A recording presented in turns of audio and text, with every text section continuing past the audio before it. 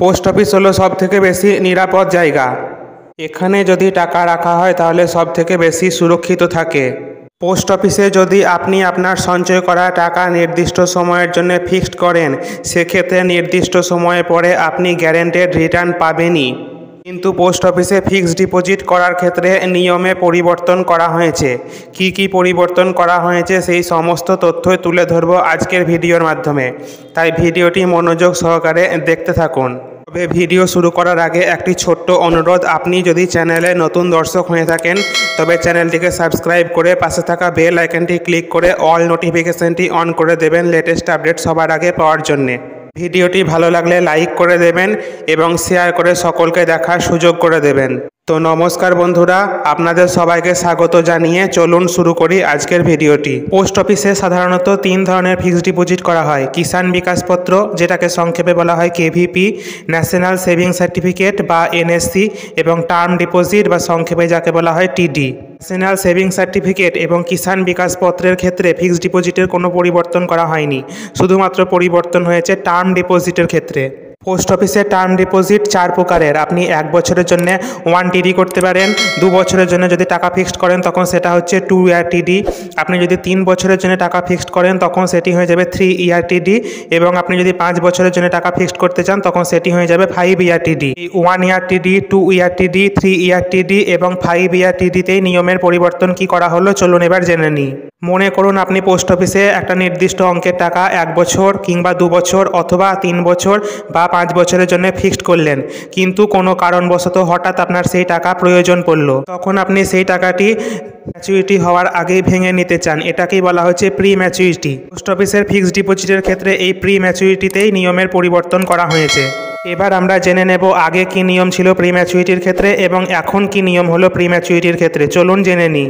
আগে যদি আপনি কোনো টাকা 1 বছরের জন্য ফিক্সড করতেন, সেক্ষেত্রে 6 মাস লক ইন পিরিয়ড থাকতো, অর্থাৎ আপনি অ্যাকাউন্ট ওপেনিংয়ের ডেট থেকে 6 মাস পর্যন্ত সেই টাকা প্রি ম্যাচুরিটি করতে পারবেন না। 6 মাস পরে আপনি যদি টাকা প্রি ম্যাচুরিটি করেন সেক্ষেত্রে আপনাকে 1 ইয়ার টিডির যে ইন্টারেস্ট রেট সেটা দেওয়া হবে না, তখন পোস্ট অফিসের সেভিংস অ্যাকাউন্টে যে ইন্টারেস্ট রেট থাকবে সেই ইন্টারেস্ট রেটই আপনাকে দেওয়া হবে।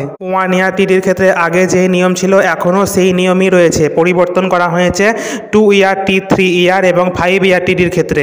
এবার আমরা জানবো 2 ইয়ার টিডি, 3 ইয়ার টিডি এবং 5 ইয়ার টিডিতে আগে কি নিয়ম ছিল প্রি ম্যাচুরিটির ক্ষেত্রে। মনে করুন আপনি আপনার একটা নির্দিষ্ট অঙ্কের টাকা 2 বছরের জন্য অথবা 3 বছরের জন্য অথবা 5 বছরের জন্য ফিক্সড করলেন। সেক্ষেত্রে প্রতি ক্ষেত্রেই লক ইন পিরিয়ড ছিল 6 মাস, অর্থাৎ অ্যাকাউন্ট ওপেনিংয়ের ডেট থেকে 6 মাসের মধ্যে আপনি সেই টাকা প্রি ম্যাচুরিটি করতে পারবেন না। 6 মাস পরে এবং 1 বছরের আগে আপনি যদি 2 বছরের টিডি, 3 বছরের টিডি অথবা 5 বছরের টিডির প্রি ম্যাচুরিটি করেন, সেক্ষেত্রে আপনাকে সেভিংস অ্যাকাউন্টের ইন্টারেস্ট রেট দেওয়া হতো।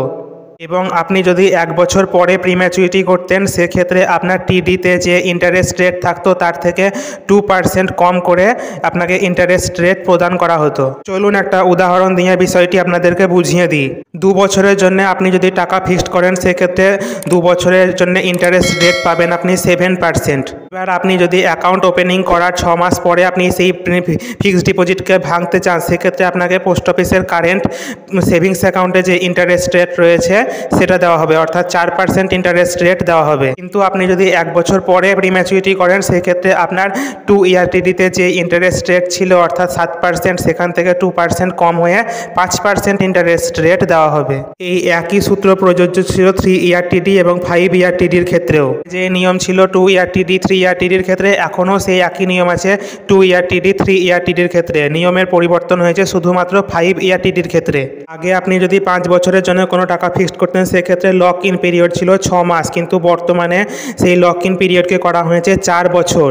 অর্থাৎ আপনি যদি পোস্ট অফিসে টাকা ফিক্সড করেন 5 বছরের জন্য সেক্ষেত্রে আপনি 4 বছরের আগে প্রি ম্যাচুরিটি করতে পারবেনই না। এই বিআরটিডিতে আপনি যদি আগে 1 বছর পরে অ্যাকাউন্ট ওপেনিংয়ের পরে 1 বছর পরে যদি প্রি ম্যাচুরিটি করতেন সেক্ষেত্রে আপনাকে 5 ইয়ার টিডির থেকে 2% কম ইন্টারেস্ট নিয়ে প্রি ম্যাচুরিটি করতে পারতেন। কিন্তু বর্তমানে নিয়মটি করা হয়েছে আপনি যদি 4 বছর পরে 5 ইয়ার টিডিকে প্রি ম্যাচুরিটি করেন সেক্ষেত্রে আপনাকে পোস্ট অফিসের যে সেভিংস অ্যাকাউন্টের ইন্টারেস্ট রেট রয়েছে সেই ইন্টারেস্ট রেট দেওয়া হবে।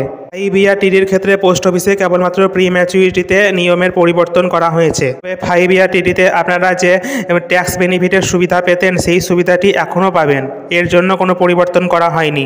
তাই আমি আপনাদেরকে পরামর্শ দেবো, আপনারা যদি 5 বছরের জন্য টাকা ফিক্সড করতে চান সেক্ষেত্রে আপনারা একটা মোটা অঙ্কের টাকা একটা বইয়ে ফিক্সড না করে ছোট ছোট টুকরে ভাগ করে সেটাকে ফিক্সড করবেন। কিছু কিছু টাকা 1 ইয়ার টিডি, 2 ইয়ার টিডি অথবা 3 ইয়ার টিডির ক্ষেত্রেও ফিক্সড করতে পারেন, যেহেতু 5 ইয়ার টিডিতে এখন লক ইন পিরিয়ড 4 বছর হয়ে গেছে সেই জন্যে। তাহলে বন্ধুরা এবার আপনাদেরকে জানাবো, আপনারা যদি 1 লক্ষ টাকা, 2 লক্ষ টাকা, 5 লক্ষ টাকা, 10 লক্ষ টাকা অথবা 15 লক্ষ টাকা 5 বছরের জন্য পোস্ট অফিসে ফিক্সড করেন সেক্ষেত্রে কীরকম রিটার্ন পাবেন।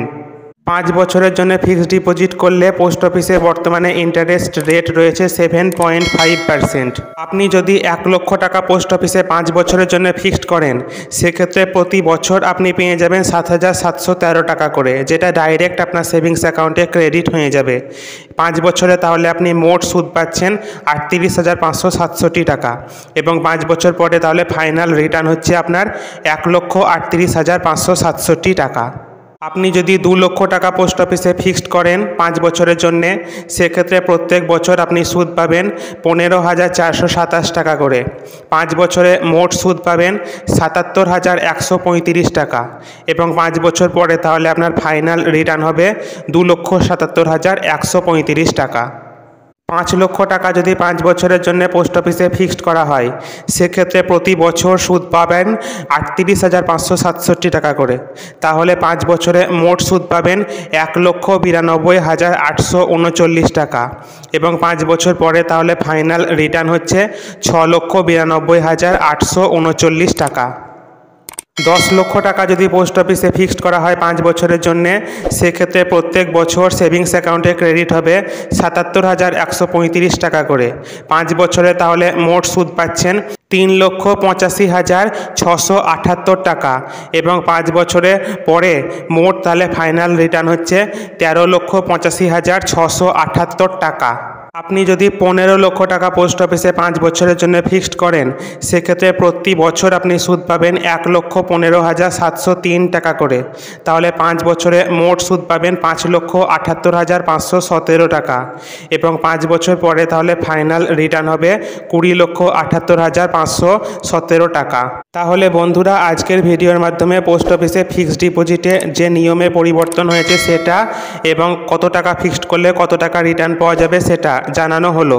ভিডিওটি যদি সামান্য ভালো লাগে তাহলে ভিডিওটিতে লাইক করে দেবেন এবং শেয়ার করে সকলকে দেখার সুযোগ করে দেবেন। দেখা হচ্ছে পরের ভিডিওতে, ততক্ষণ ভালো থাকবেন, সুস্থ থাকবেন, ধন্যবাদ।